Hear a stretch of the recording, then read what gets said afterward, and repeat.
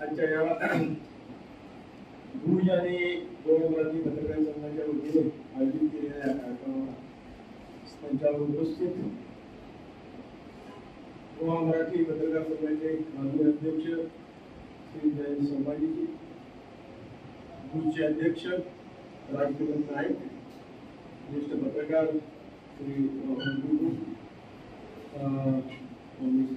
सावंत, उपस्थित सर्व माजी पत्रकार बंधू, सर्वप्रथम 2024 मध्ये झालेल्या लोकसभेच्या निवडणुकीत तुम्ही सर्वांनी जे सहकार्य केलं, वेगवेगळ्या पद्धतीने जे सहकार्य केलं त्याबद्दल मी तुम्हाला सर्वांच्या मनापासून आभार व्यक्त करतोय.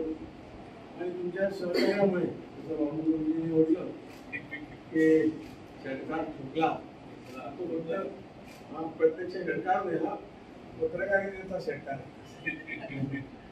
त्यामुळे प्रत्यक्ष जे काय तुम्ही सर्वांनी जे योगदान दिलंय त्याबद्दल मी स्वतःच्या मनापासून खूप आभार मानतो. सहकार्य,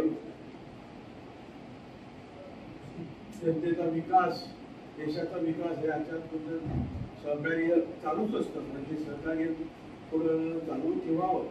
सर्वांनी मिळून समाजाची आणि देशाची जी काय स्थिती आहे ती वर काढण्यासाठी आमचे प्रयत्न जर एकत्र झाले, एकत्र जर आपण गेलो तर खूप काही गोष्टी चांगल्या होऊ शकतात.